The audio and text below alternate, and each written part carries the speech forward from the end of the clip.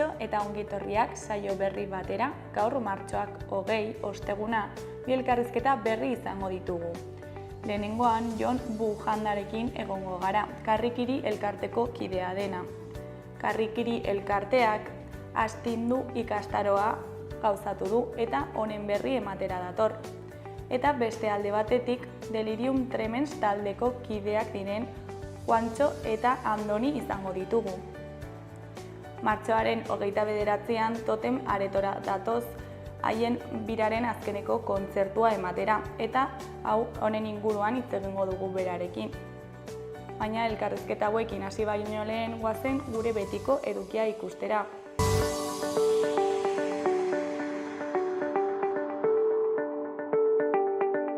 Goazen gaurko efemerideak ikustera.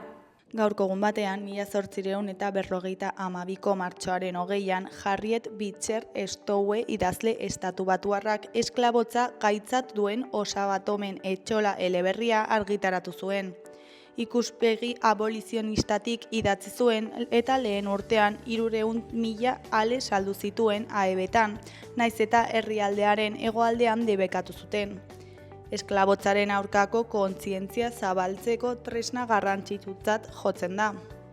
Urte batzuk geroago, 1916ko martxoaren 20an, New Yorkeko zoan orangutan batekin kaiolan izan zuten Ota Bengak bere buruaz beste egin zuen. Egun berean baina 1989ko martxoaren 20an, Jose Luis Geresta Txotxo izenez ezaguna zen etako kidearen gorpua aurkitu zuten Errenteriako baserri bateko sagarrondo baten azpian. Eta bukatzeko 2003ko martxoaren 20an Irakeko inbasioa hasi zuten AEBek eta bere aliatuek. Erasoa bere buruaren defentsa prebentiboa zela eta Iraken inoiz topatu ez zituzten suntsipen handiko armak aitzakia hartuta egin zuten. 1.000.000 hildakotik gora, beste horren beste leku aldaketa eta milaka pertsona torturatu zituzten, hainbat herrialderen babesarekin, tartean Pepeko Jose Maria Aznarren Espainiako estatua. Mundu osoan protesta handiak antolatu ziren gudaren aurka.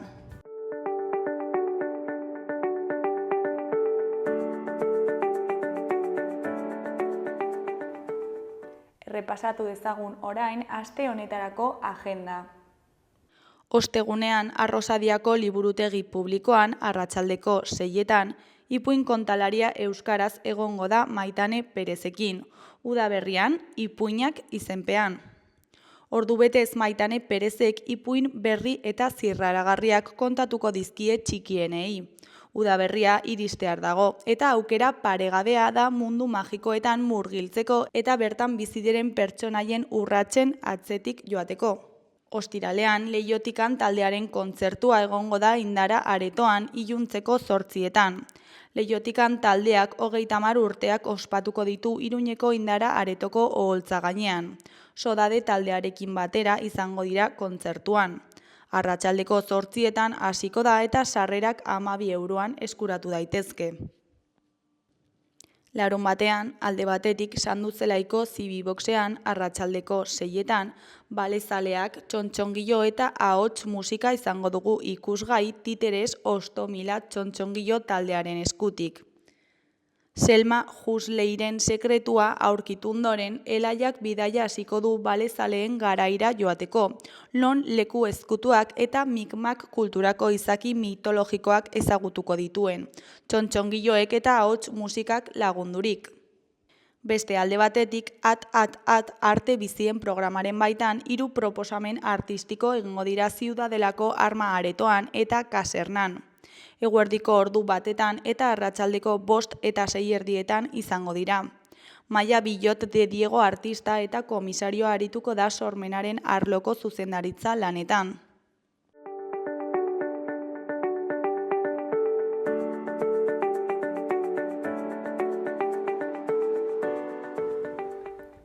Ikus dezagun gaurko egunkarien azalek zer dioten. Diario de Noticiasen titular nagusian, ebatzi gabeko erreklamazio ekonomiko eta hipotekarioak ugaritu egiten dira. Nafarroako auzitegiko atal zibilak organo judizialen pilaketa tasarik altuena aurkeztu du.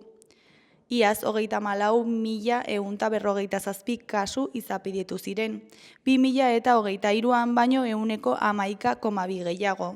Argazki nagusian, BSH-ko langileen protesta eserialdia. Plantillak kamioiak sartzea eragozten du. Tentsio uneak izan ziren atzo goizean eskirotzeko BSH lantegiaren sarreran. Enpresa batzordea langileek lagunduta eserialdi baten protagonista izan zen, kanbioiak sartzea eragotziz. Foruzainek esku hartu zuten ibilgailuak zirkulatzen uzteko. Erdiko berrian, Bruselak 2030erako epea jarri du Europako berrarmatzea osatzeko. Hori koloreko berrietan, goikoan haurtzaroko oroitzapenak 50. hamarkadan txantrean.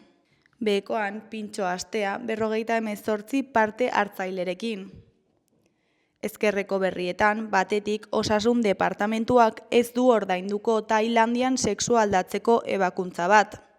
Bestetik zuzundegiko langileek inbertitzaile posiblearen txostenak eskatu dituzte. Jarraian, ian elikagai taldeak 50 urte bete ditu eta kadreitan irekiko dute. Gainera, irudiak eta memoriaren 7. zikloak 14 dokumental proiektatuko ditu. Ondoren, Urrutiko etxeak pilota utziko du profesional gisa 16 urte eman ondoren. Azkenik, Maite Esparzak autofiziozko istorio batekin egin du debuta eleberrian. Diario de Navarraren titular nagusian, gobernuak 1000 etxebizitza gehiago egingo ditu orain Sarrigurenen, 5.000 arte. Egueseko UPNek etxebizitza horiek proposatu zituen eta salatu du gezurra esan diola. Argazki nagusian, atzo auzoko lehen harria jartzeko bazkarian parte hartu zuten herritarrak. Titularrean txantreako aintzindariak. Berriobeiti kaleko bizilagunek Iruñeko auzoko lehenengoak 75. urteurrena ospatu dute. Eskuineko berrietan alde batetik kartzela eskatu diote Iruñeko sorosle bati neska gazte baten heriotzagatik. Beste alde batetik Iruñeko ibilgailuen kopurua handitu eginda, 1000 ibilgailu gehiago urtean. Jarraian, Espainiarren erdiak mundu gerra berri baten beldur dira. Goiko berrietan, batetik hotel bat Orreaga egoitzaren ordez. Bestetik, astebete 58 pintxo probatzeko. Bukatzeko, Sadar irain salaketen liderra. Gararen titular nagusian, Israelek Gazako zerrendan egindako erasoaldia aurretan jarri du fokoa. UNICEFek atzo ziurtatu zuenez, bezperan egindako eraso masiboan, Israelek suetenari amaiera eman zionean, azken urtean Gazan 100 bakar batean izandako haur heriotza kopuru handiena gertatu zen. Azken urtean Gazan egun bakar batean izandako haur heriotza kopuru handiena gertatu zen. Argazki nagusian, Rafael Delas, Pedro Mari Isart, Jose Mari Izura eta Dionisio Aizpururen senideek Pasaiako badiako segada polizialean tiroz josita eta lakuak 51 urtez geroago estatuko indarkeriaren biktimatzak aitortzen dituenak, gure gurasoek bizirik ikus ez zuten errekonozimendu hori justizia bihurtzearen alde egin zuten atzo. Titularrean, aitorpena justizia bihur dadila. Ezkerreko berrian, Ezkabako memorialismoaren erabilera premiazkoa da. Beheko berrietan, alde batetik diskurtso xenofoboaren aurrean ohartarazpena egin du lakuak. Beste alde batetik Mikel Urrutiko etxea, baiko pilotaria dugu. Agurra 16 urtenen ostean eta koroa hirukoitza buru gainean duela. Berriaren titular nagusian, Ibrahim Talal Abu Saif Gazako herritarraren hitzak ditugu. Ezin dugu etorkizunik irudikatu, ez dugu sinesten inoiz helduko denik. Bombardaketen ondoren, Israelek lurreko erasoaldiak ere berriz hasi ditu Gazan. Abu Saifek kontatu du ez dagoela leku segururik, ihes egiteko erran digute eta hori egin nahi dugu, baina ez dakigu nora. Argazki nagusian, Javier Izura, Peio Aizpuru, Arantxa Isart eta Carlos Delas atzo Azpeitian, senideen hilketen datuak atzean dituztela. Titularrean, Pasaiako sarraskia nork agindu zuen argitzeko eskatu diote Espainiari. Goiko Berrian Mikel Urrutikoetxeak erretiroa hartuko du irailean, pilotan dauden helburu guztiak bete ostean. Beheko Berrietan, batetik EH Bilduren zinegotziek dimisioa eman dute Arratzua Ubarrundian eguzki parkearengatik. Bestetik, Xabi Bandini Kerobia taldeko kidearen hitzetan, lan honekin Kerobiak erabaki du musikaren negoziotik ateratzea. Jarraian Donostiako ospitaleko langileak eta pazienteak aparkalekuaren mende. Azkenik, Ukrainiak eta Errusiak elkarren energia azpiegiturei eraso egin diete, menia onartu ondoren. Euskal Herria Irratiaren titular nagusian, Oier Sanjurjoren hitzetan, de eredua bultzatzen eta ikastolen nortasuna zabaltzen ahaleginduko naiz. Nafarroako ikastolen elkarteak lehendakari berria du. Oier Sanjurjok hartuko dio lekukoa Elena Zabaleta Andresenari. Beste 7 kide izanen ditu alboan Sanjurjok. Eskuineko Berrietan, Goikoan, Mikel Gerraren hitzetan, 2 hilabetetako langileek bat eginda segitzen dugu, lanuztea 100%koa izan da. 8. lanuzteguna izan dute gaur 2 hilabetetako langileek. Pozik daude lanuzteen erantzunarekin lan taldeak erabat egin duelako bat. Mankomunitateak eta CC enpresak ez dute mugimendurik egin tarte honetan, adierazi du Mikel Gerra 2 hilabetetako langileak. Behekoan Txopet taldeko Jon Fernandezen hitzetan, ez bagaude 100%ean ezin dugu kontzerturik eman nahi. Ostabe Zuloan diskoaren aurkezpen bira asteartzenean lesio batek jokoz kanpo utzi ditu talde bilbotarrak.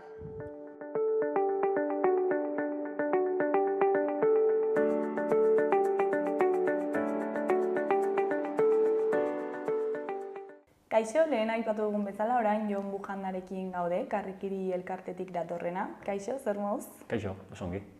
Astindu ikastaroaren inguruan hitz egitera zatoz, baina horrekin hasi baino lehen, goazen hitz egitera pixkat Karrikiri elkartearen inguruan. Zer da Karrikiri elkartea, noiz sortu zen? Galdera ona da. Ez da elkarte jaio berria, kokatzen dugu 96. urtean sortu zena, egon zelako lehenago prozesu bat, eta sortze zehatza ez dago. Guk jartzen dugu, erresago delako gogoratzeko 96ko otsailaren 14an. San Valentin egunean, maite minduen egunean. Eta, sortu zuten, noski, prozesu bat, eta pixka bat gogoeta baten ondoren, lanketa baten ondoren, hori garrantzitsua da, eta abiatu duten proiektua. Eta, egon ziren, eta halako saiakerak Euskal Herrian zehar, etzen bakarra izan. Eta orduan, bazen nolabait ikusten zen zera bat, gure kasuan, Iruñetik. Momentu hortan esaten zen, 6.000 Euskaldun dago Iruñean, ez? Oain ja 53.000 kalkulatzen da dagoela, ez? Oain, guztiok elkartuko bagina, ez? Indarra izango genuke, ez? Hori da pixka bat titularra, eta orduan, zenbat proiektuak sortzen joatea, Euskal komunitate hori trinkotzen joateko, ezta? Eta proiektu ezberdinak sortu ziren, eta orduan, emblematikoena izan daiteke denda bat jarri zela, denda fisikoa, nolabait euskal kultura eskuragai uzteko. Titular bezala hori da, eta orain arte iraundu proiektuak, eta joan da poliki-poliki indartzen eta eskaintza zabaltzen. Garrantzitsuna da ideia hori, eskaintzea euskal jendeari, euskaraz bizitzeko gogoa, nahia, baliabideak, eta hori da proiektu, zen ditu adar ezberdinak, ezta? Dendaren aipatu du, eta sakondu ezaku, oso interesgarria da gure proiektua, dendaren alegia, baina beste elementu batzuk ere sortu izan ditugu, eta baditugu martxan, eta oso ongi funtzionatzen dutenak, pisokide zerbitzua, lanpoltsarena, merkataritza zerbitzuarena, zerrendatzen ditugu, Iruñean eta Iruñe herrian euskara eskaintzen duten komertzio, eta orain gehiago zerbitzu profesionalak eta holakoak. Orduan pixka bada proiektu orokor bat, ezta? Abiatzen dena dendatik eta indartu indartzen dugu. Eta gero ere, ez zaigu gustatzen gu bakarrik egitea, gauza ez da gu bakarrik egitea, baizik besteekin, ezta? Eta orduan, besteekin harreman hori oso garrantzitsua egiten zaigu, besteekin proiektuak elkarrekin, edo proiektu berriak sortzen lagundu, eta hola, pixka bat igual diskretoago izan daitezkeen gauza, baina hortan lagundu, ez? Bai, hor kokatzen gara, bai. Eta nortzuen artean sortu zen, eta nola? Osea, lagun batzuen artean elkartu ziren, eta...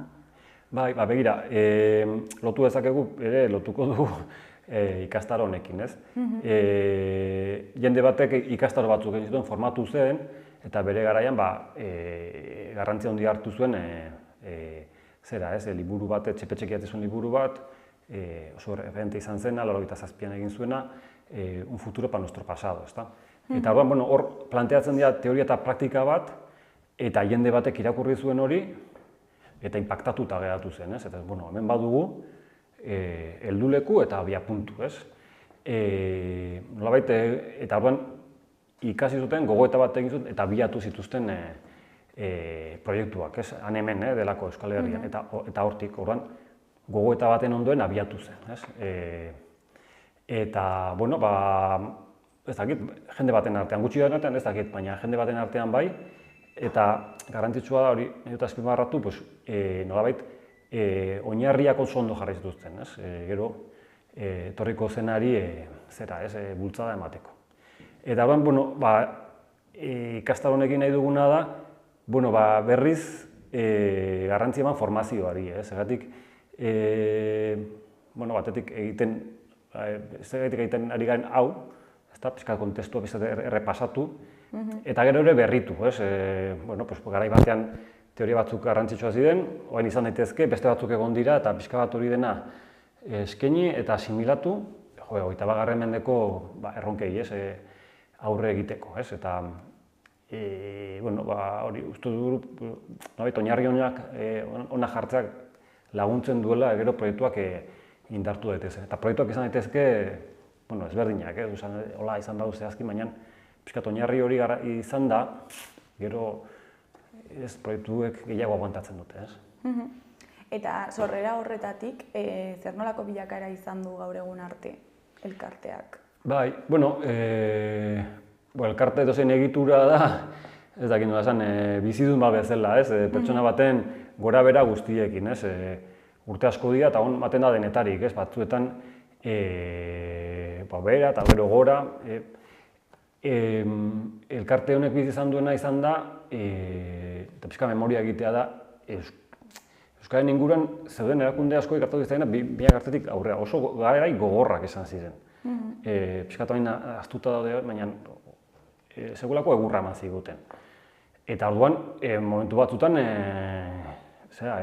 mantentzea zen garrantzitsuena, eta lortu zen, eta egin zen, eta beste proiektu asko bezala.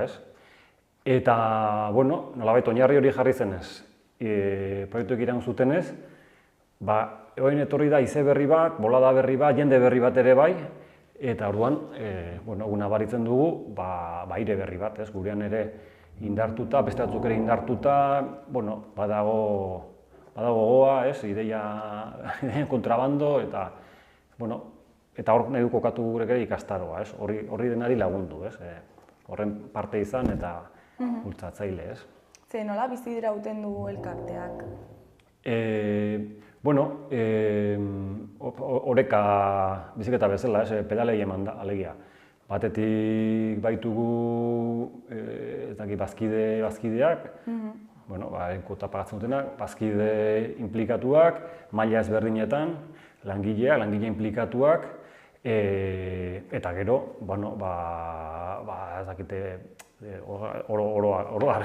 jende asko laguntzen duela esan edut. Denda atortzen dien bezeroa, bezeroek asko laguntzen duten, noski, guregan atortzen, eta hortik, orduan, horreka hortatik, pixka bat proiektuan sinistuz, hori garrantzitsua da, eta gero bideragarri egiten, pausoz pauso, pauso hondirik eman gabe urrengo eman alizateko, eta horreka hortan. Nolabait, ameslari, baina pausu jagurrak eman ez, begia da luze eta pausoz pauso, pixka bat hori da horreka. Nahi batuzu, orain hainbat zerbitzu eskaintzen dituzuela Karrikiritik, eta zeintzuk dira hauek eta zein da ohiko funtzionamendua? Bai, nolabait esan bezala, gure kanpamento zentrala denda, ezta? Eta hori egune dago irekita, ateak irekita daude, jendea joan dadin, eta propio esaten dugu, joateko ze merezi du, eskaintza zabala dago, eta jende askoentzat impactante da, hainbeste da euskeraz, bai, hau da. Online denda ere badugu, aipatu, eta oso ongi funtzionatzen ari da, eta bai, Iruñean, Herrian eta Euskal Herri mailan ere ematen du zerbitzu, eta orduan, guk uste dugu jendeak ulertzen duela, nolabait, gure gana joz, proiektu orokorra ere ari dela bultzatzen. Proiektu orokorrotan, zerbitzuak ere eskaintzen ditugu. Ideia da, hori hiztun komunitatea trinkotzea, horrez esan nahi du, euskaldunak harremanetan jartzea, ez? Zerbitzu bat, eta oso ongi funtzionatzen da, pisukide zerbitzuena, eta hori da, jartzen ditugu harremanetan etxea dutenak eta etxea behar dutenak, ez? Baina, nolabait, egunerokortan euskaraz bizi nahi dutenak, ez? Eta oso ongi funtzionatzen du hor, orduan badugu dendaz gain bulegoa eta bulegotik kudeatzen da hori. Eta oso ongi funtzionatzen du, eta orduan, alegia zenbakia dira, asko dira. Eta orduan da, zerbitzu bat, nolabait, gurasoen etxetik ateratzen den gaztentzat, edo Iruñera ikastera edo lanera datorren jende batentzat zerbitzu, eta integratzen dira Iruñean euskararen bidez, ez? Gainera, ez dakitu hartzen gara, noan dagoen, etxe bizitzen, prezioa eta lokailun eta hori, eta aukera on bada, ez guztun dugu ez dagoela hor, nolabaiteko espekulazio asmo horik edo, gure komunitateak laguntzen duela hortan, orduan hori oso ona da. Baitu gehiago, lanpoltsarena, orduan jendea apuntatzen da laneske, eta orduan komertzio eta enpresa batzuk etortzen zaizkigu, nahi dutela euskara dakiten langile nahi dituztela, ezta? Horrek ere ongi funtzionatzen du, eta gero, esaten ari garen, merkataritzarena, batetik liburuzka bat ateratzen dugu urtero, esatez, denda honetan emango izute zerbitzu euskeraz, ez? Eta webgunean ere mapa bai hartzen dugu, eta horren pixka bat ere hori eguneatua dago, eta askotan gertatzen da, ez? Nahi dut ez dakizeko, behatu zerrendan eta hor dago, ez? Eta gero, beste zerbitzuen artean, orain indarra dugularik formazioa bera, ez? Eskaini, formatzeko aukera, eta, hau da, amesten genuen bide bat, eta orain abiatu duguna, ez? Ikusiko da zer egiten dugun, bai. Eta formazio programazio horretan, astindu ikastaroa martxan jarri duzu, ezta? Bai. Eta zertan datza ikastaro hau? Bai, begira, neko aprobetxatu aurreko bat, atzera, zenbada zerbitzu bat aipatu ez duena eta oso garrantzitu zaiguna orain, eta da, denda denean eta liburuak, euskarazko liburuak zatzen digunean, abiatu dugu hildo oso bat euskal liburuak sustatzeko, nolabait esateko. Tapaz etapa esan dut, aurrentzat, gazteentzat eta helduentzat, ez? Eta hortan ari gara buru belarri. Zeratik zen dendaz gain, nolabait liburutegiei, ikastetxeei, eta hola, zerbitzu handia eskaintzen duten horientzat, eskaintzen dizkigu liburuak, haiek ere joan daitezke guregana, ezta? Eta orduan, aurrentzat egiten dugu liburu gomendatuen zerrendak, eta orduan bai familiek eta bai ikastetxe liburutegi badakite ze liburu dien on, ezta? Eta orduan badugu azaroan halako festival bat ipuingarria ditzen duguna, eta pixka bat hor gorpuzten da, hori dena, gure espiritu hori euskaratik kontatu daitekena mundua eta liburuarekiko lotura hori, ez? Aurten ingo du 5. edizioa, eta arrakastatu joan dira hain arte, ez? Gazteen hildoa abiatu dugu, iaz egin genuen lehenengo pausua Joseba Sarrenandiaren liburuarekin, munduari bide eman zion ontzia liburuarekin, erakusketa bat eta unitate didaktiko bat garatu genuen, eta aurten ideia bera egin dugu, baina Bernardo Atxagaren Behi Euskaldun baten memoriak liburuarekin, bertsio ilustratu egin dute, eta orduan gauza bera egin dugu, unitate didaktiko bat prestatu dute irakasle batzuek, irakasle on batzuek, eta eskaini dugu ikastetxeei, eta horrentxe bertan dago erakusketa martxan Nafarroako liburutegian, maiatzaren 10 arte dago, aukera dago eskaintzen dugulako, bisita gidatuak izatea. Alegia, joan daitezke ikastetxeak haien taldeekin, eta bisita gidatu bat panelen artean eta liburuan inguruko gaiak eta zerak aipatuz, oso interesgarria da, hori da gazten hildoa, eta helduentzat ere, beti daude liburu aurkezpenak gurean, liburu emblematiko asko pasatu dira, autoren asko, bertako sortzailei ere tarte handia eskaintzen diegu, eta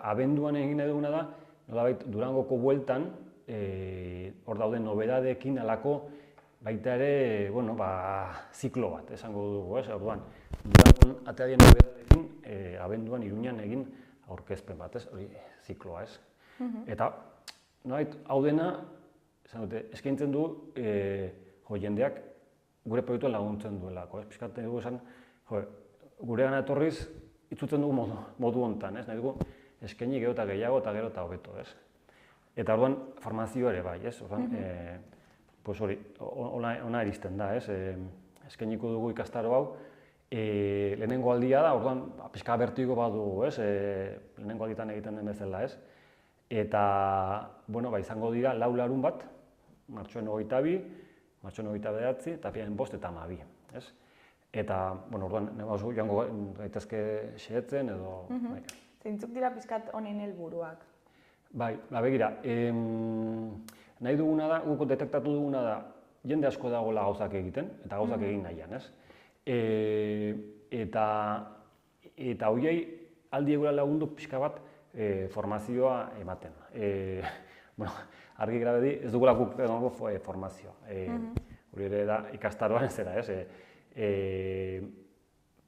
Iparraldeko plazara kooperatiboekin egin dugu harremana, eta haiek formazioa eskaintzen dute. Haiek egin dute ikastaroaren diseinua, elkarrekin, baina haiek egin dute diseinua, eta haiek diseinatu eta pentsatu eta garatu dute. Eta horren, haiek pentsatu dena lehenengo saioak izango dute egitura antzekoa.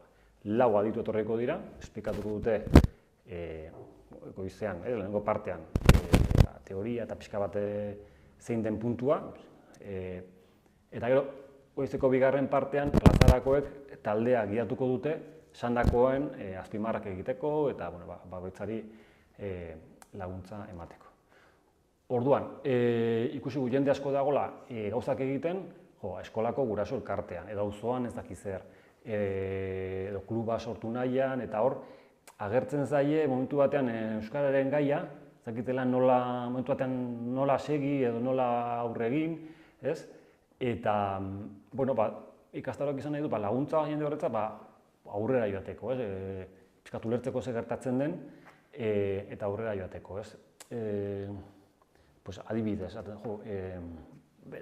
personaletik kanpora, jende euskaltzale asko gertatzen zaio, aurrak egiten dit erderaz, eta horrekin zeratuta, edo jaten dira eskolara patiora, eta aur guztiak ari dira erderaz, edo nahi dute egin zerbait auzoan, eta baina gutxi gara euskaldunok, eta horren, pixka bat nahi dugu azaldu, bizipen hori normala dela, alegia, kontestu batean ematen dela, eta horren, kontestu biziduneko egoera hortan, bizi duelako, eta gero eraberan pista batzuk hortik ateratzeko, zuen nahi hori nola bideratu egokia. Euskeraz bizitzeko, pausoak edo ematea? Bai, hori da, pausoak eta bide bat, eta pistak edo hori amaiean ikus daiteke, igual ez da inzaila ere, igual da pentsatzea, hau modu honetan egiten badugu, ateratzen da, ez? Jendea gauzak egiten ari da, eta ongi, alegia. Eta momentu batzuetan izten dira, eta bain zer, berriz, ez? Eta bai, hortarako pistak, ez? Eta horren, izan daitezke, plan txikiak esan nahi dut, parkean zerbait egiteko, edo guk, horregatik jartzen dugu ere, abizena, ez? Ameslarien dako ikastaro igual, zerbait potente duzu buruan, ez? Eta ez dakizu nola lurreratu, eta honek aldizu lagundu bultzatzen, ez? Eta posible ikusten duzu hemen Iruñan edo Iruñerrian euskeraz bizitzeko aukera hori? Bai, guk sinisten dugu. Eta orduan, nahi diogu jendeari eskaini aukera proba dezan, ez? Orduan, hori da guretzat garik egiten planteamentua hori da. Eskaini jendeari, azteko eta behin, ez? Jakin behar da euskara, ikasi euskara, ez? Badaude euskaltegiak eta delakoak, ez? Baduzu nondik hasi irakurtzen maila guztietako zera dago, ez? Gero nora joan, esaten dugun, ez? Zerbitzu horietara joan zaitezke, ez? Eta gero ere gauza asko dira mentalak, ez? Trukoak eta formazioa horti da, gogoa baldin badago, igual topatuko duzu bidea, ez? Eta orduan nahi dio gure jendeari eskaini hori aukerak badaudela, moduak motivatu nahi dugu, animatu jendea, ez inozok egiten, baizik, pista batzuk eman, ulertu zergatik gertatzen diren gauza batzuk. Eta zein den bidea hobeto bizitzeko, ez? Hori da eskaintzen duguna. Gogoa eta motivazioa eta bizitzeko nahi hori transmititu, ezta? Eta nori zuzenduta dago ikastaroa edo ze pertsona konkretutan pentsatu duzu ezakit? Bai, pentsatu dugu, lehenengotan ongi asmatzen dugun, ezta? Baina eragile diren horiek. Buruan zerbait duten horiek, edo nolabait antolatuta edo dauden horientzat, ez? Guraso elkartean, edo auzo elkartean, edo egituraren batean, peña batean, peñan gaude hain juntakide guztiak euskaldunak, ez? Eta nahitu gauzak egin, eta orduan zer egin, ez? Jende horrentzat, ez? Pista batzu, eta, ongi, hau da bidea, orain eta antolatu ideia horiek, planifikazio bat egin behar da, edo ikusi, eta jende horrentzat. Baina baita ere, nolabait kezka personal hori duten horientzat ere, ez? Zerbait egin nahiko nuke, ez dakiz zer, ez? Horientzat ere, ez? Normala da bizi duzun hori, ez? Da, Euskararen bizi berritza duen egoera delako, alegia, ez? Euskara bizatu bada, eta orduan egoera batzuk ematen dira. Bakoitza bere zeran, ez? Balin bat hori, Euskara bakizu beste, eta orduan ulertu, erru hori, kulpa hori kendu, ezta? Baina ez bertango soberatzeko, kontrakoa baizik. Bide hartzeko, martxan jartzeko, hori da ideia. Eta nola antolatu duzue ikastaroa? Zein da egitura, hemen pixka eta azaltzen duzue afixan, baina... Bai, badu erlato egitura bat, ez? Erako hasi korapilo eta buka, ez? Nolabait, plazarako horiek ere korapilo deitu diotelako hemen aipatzen ari garen zera horiei, ez? Batzuk erru bezala, bezik arazo, kezka, eman dezagun dira korapilo, ez? Eta korapilloak askatu daitezkelako, ez? Eta orduan, edozein errelatotan badago hasiera korapiloa eta amaiera, ez? Orduan, hori da, hasiera, ez? Nondik gatoz, pixka bat esan, nondik gatozen, alegia, ezagutza batzuk badaude, esan dugun bezala, klasiko deitu daitezkenak, baina baliogarria dienako oraindik, ez? Hori da lehenengo saioko ideia, ez? Jon Sarasuak emango duena, Txepe Fishman, ez? Horrek markatu zuen lerro bat. Edo bigarrena partea da korapiloena, ez? Nola gaude, argazki bat, ez? Edo egoera horren islada bat. Orduan, da, Jon Emien Hernandezek emango duena da,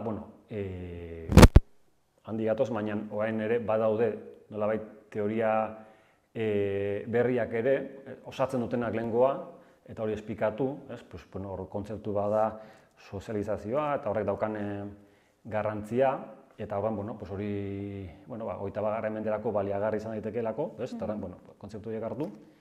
Eta nola gaude, bigarren parte bezala, ekarri dugu, Aritz Ibainezen kasua kontatzeko, hor garrantzitsu ditzen zaigulako, haien dantza taldean egon den aldaketa hori kontatzea, nolabait.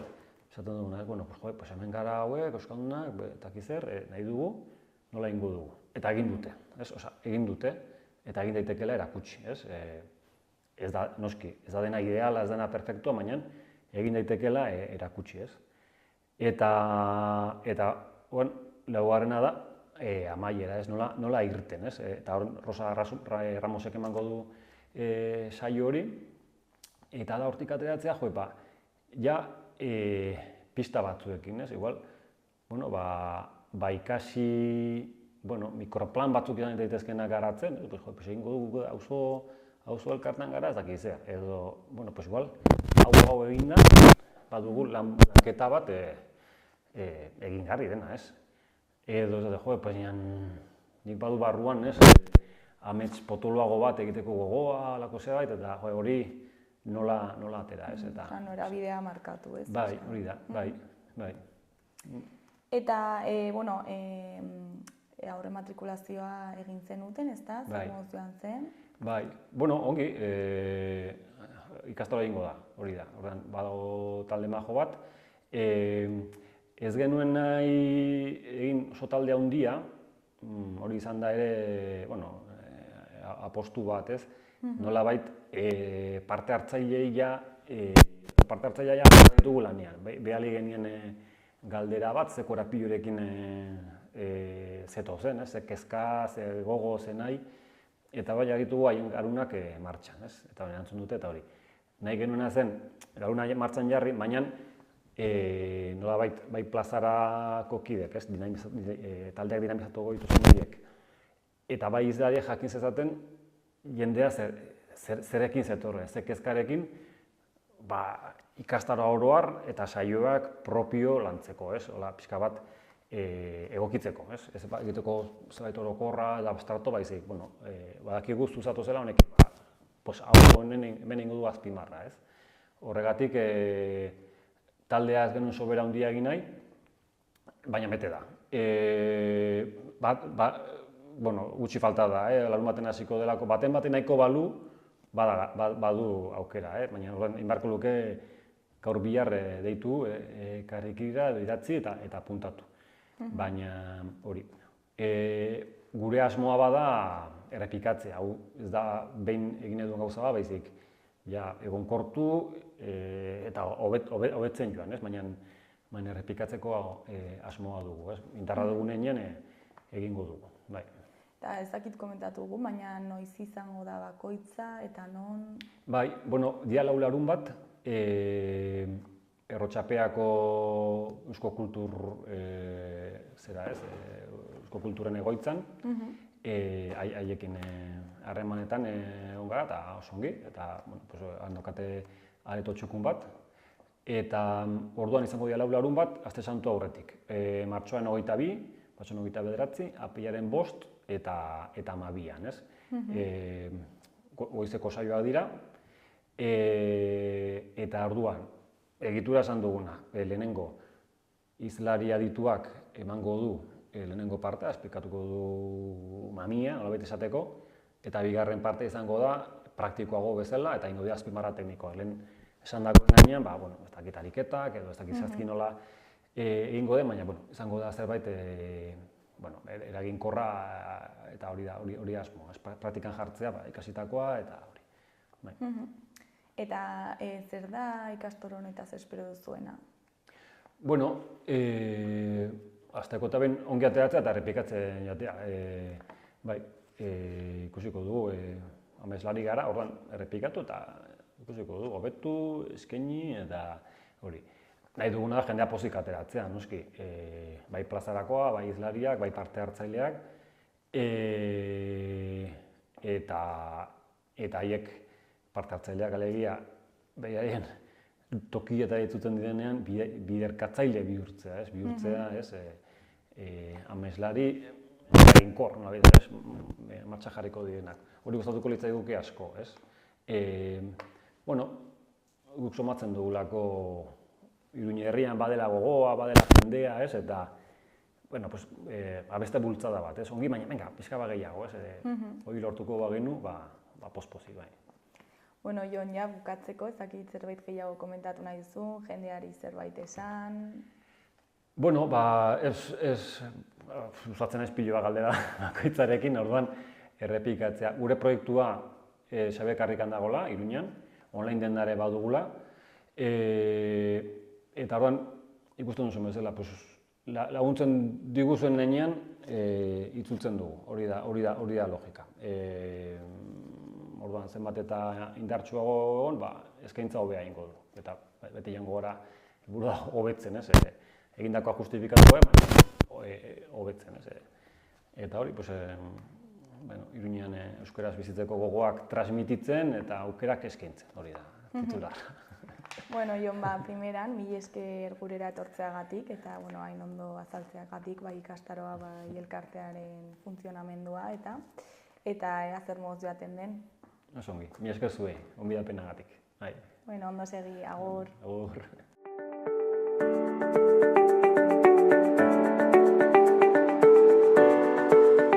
Gaurko eta biharko eguraldiaren iragarpena ikusiko dugu orain.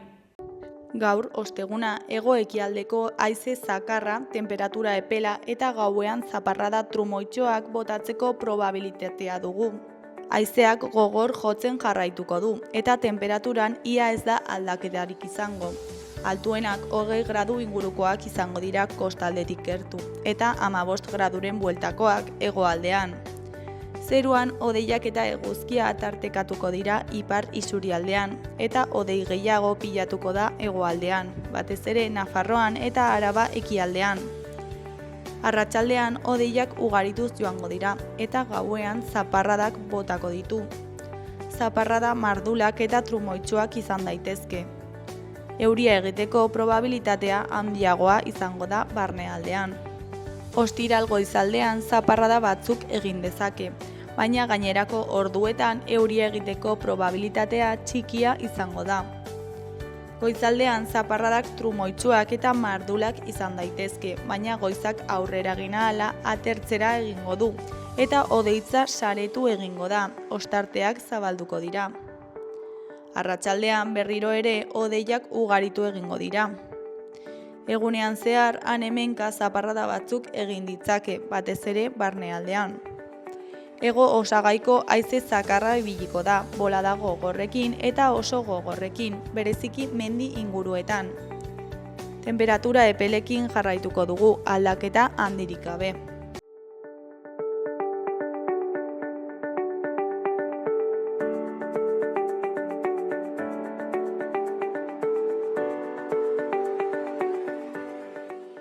Kaixo, lehen aipatu dugun bezala, orain Delirium Tremens taldeko kideak diren Andoni eta Juantxorekin gaude. Kaixo, zer moduz bikote? Ondo. Oso ondo.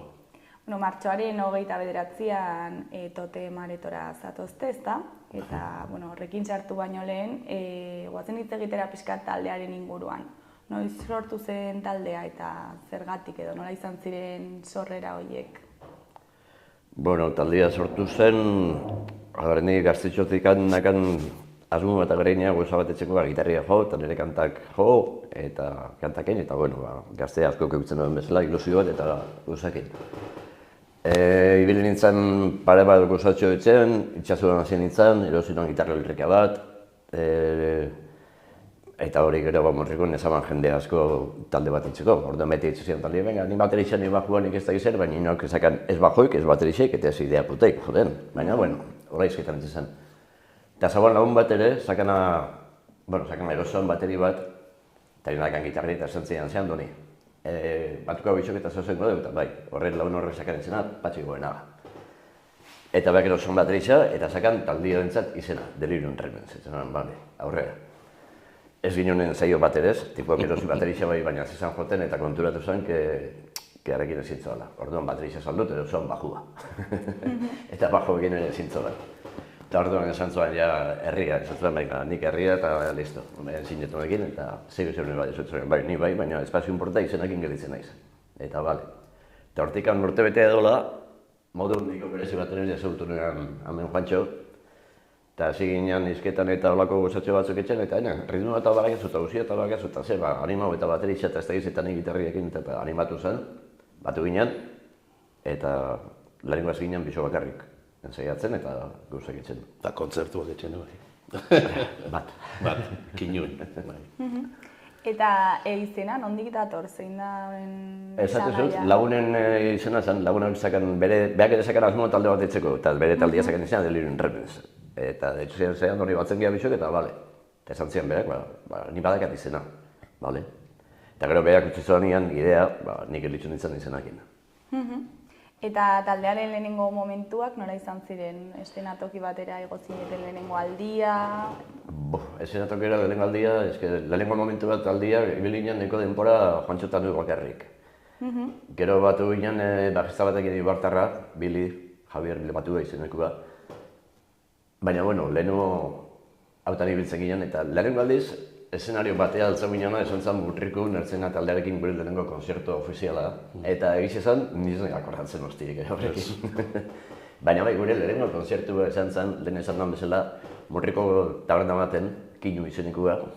Eta aurkeztu ginen bisok, honei aurderako baterista zakat. Lehenuen zeiatzen ginen, tipiko tambordiko kolon eta bandeja batzu lotuta, eta bako duzen. Baina gero baterista zaukala, eta nirekan horreko onpi txiki bat, eta bertan sartzen da gitarra, eta mikrofono bat radiokaset. Eta horrekin presentatu ginen taberna baten, eta hori zantzen gure lehenengo kontzertua modu bat esateko. Bai, kantatxo batzu jo ginen, biso bakarrik. Zua, batez ere. Bai, kantatxarra kontu, zua, porki. Lehenengo maketako kantak. Eta nola gogoratzen duzu lehenengo aldi hori? Urduri zineten, ez? Ez, urduri ez. Ondo paso ginen, harriko tabernia zen, ez da konzertu bat anunzio eta izez lagun baten tabernia zen, ordean zen ginen, zepe jo, hartzen du katxarreko eta jokero duzu eta horan, etorri, hartu ginen, honda jo. Zerbeza batzuk egan da gero, gure botiaz moduko. Eta nolako bilakaera izan du taldeak, nolakoak izan dira urte hauek? Bueno, bi etapa deu, lehenengo... Bai. Baina, bueno, bilakaera izan da normala eta gainera ez da izan hain aldakorra ere. Ez da gutxi gorik ere. Uste beti marra bat linea bat segitzu izan deula eta hor situatzen gara. Beti esaten egon bezala ere, ez dakigu beste zeo zerretzen. Egal, harrian egon da bilakaera bat, pixkat musikaldetik pixkat marre final, ez da, baina, bueno, lehenengoan ginen punkixo. Karo, bitxio zakigun joten, eta orduan kantak ziren, simplio. Osa, estiloaren aldetik ere bilakaera bat egon da? Txiki bat, bai, hasiera baten, baina lehenengo batean, bai, lehenengo urtetik hiru horrenea dola, bai, kasi ginen gozako beto etxen, eta listo, baina gero hortik aborre ustez, beti antzeko parezidu ibili gala. Eta zenbat disko batera dituzue? Lehenengo etapan, hiru, bueno, bi eta bat... Bita erdi eta zuzenekua. Eta zuzenekua, bai. Eta oain beste bi dizka. Eta baten bat berezia? Hombre, gure bete marka izan digu ikusi eta ikasi dizkuak. Bai, nahiko arrakazte dukizuan eta kantu esanak bihurtu dira eta... Baina, bueno, maitxagarri, beti esatetan bezala zure miak dana matxe dezu, ez? Dizkuak eta kantak. Eta urte hauetako anekdotillaren bat daukazue hortik kontatzeko? Pila bat, baina, bueno, kontatzeko eta kontoko ginuke, ben jumenean Suiza bira bat etxea, ertzaina taldeakin. Eta guk behar ginen unos pardillos, orduan. Pardillos bai, eta zaletuak ere bai, orduan ardago eramanen behar da. Hor zider, Europan, kaludo, eta Suizan ere, kaludo. Eta, bueno, ardago eraman behar da. Eta guk, más felicianos que todo. Ardau kaja batekin, angugaz. Ardau kajia eta satua. Gero falte. Eta joinan ardau kajiakin eta bigarren uneako ja ardaua eginean. Eta joinan gazena taldiakin. Eta egon gintan erolako etxe baten Goxenolako ganbara handi bat bezala, bi gela handi, eta bakoitza talde bakoitzalako gela baten, eta hartzaina zeken gu baino mundu gehiago, eta orduan eraman zegoen ardeu barrika bat. Eta gu basak egun. Eta zen ginen, egunero pare bat bider jun, sartu da bete, ardeu bakin, brrrr, zazela, eta binga dale. Eta bosogarren egun nien hola ez zuen. No sé qué pasa aquí, txoferra zin zezak. Txoferren ezin akin. No sé qué pasa aquí, pero el vino está pegando una bajada, que no sé qué pasa aquí. Gure behida. Eta nola definituko zenukete zuen publikoa? Honek bilakaera bat izan du, zakita dintarte batekoa da.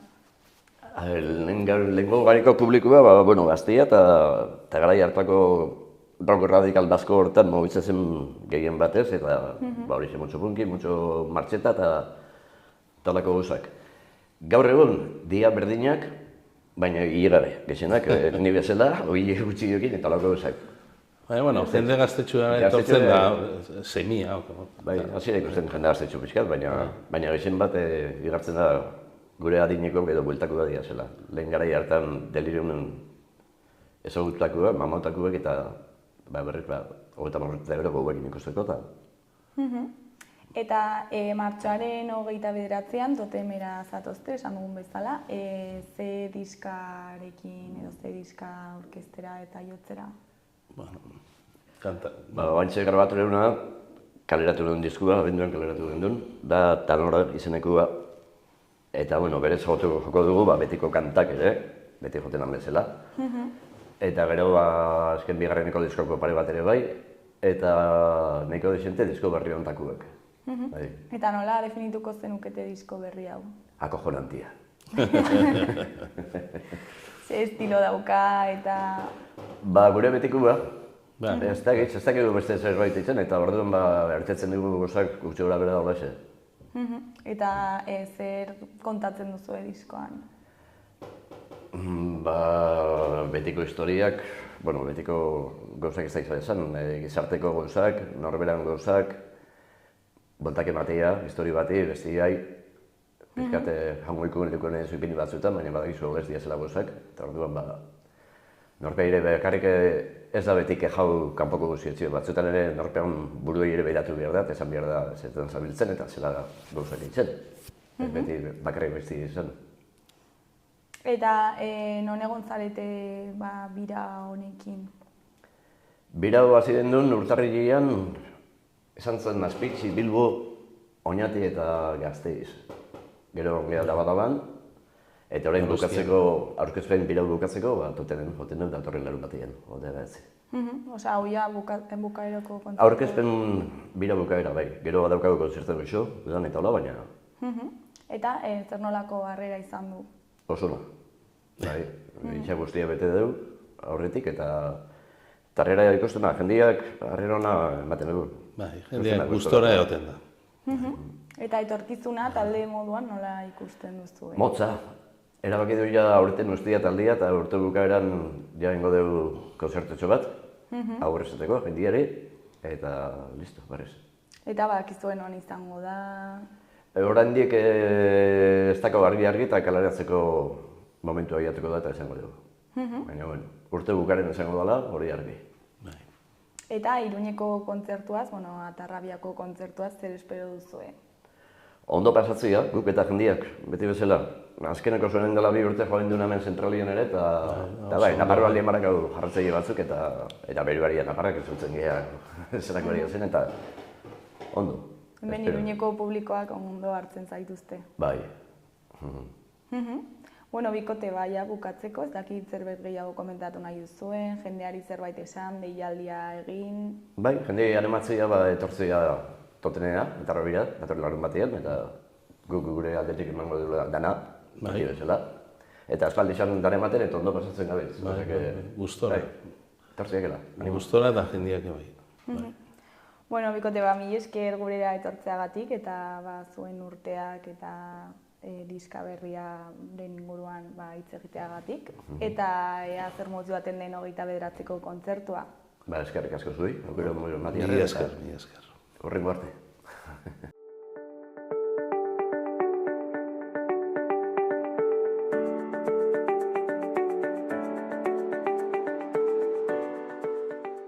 Gaurkoz hau izan da dena, bihar itzuliko gara eduki eta elkarrizketa berriekin. Egun ona pasa, agur!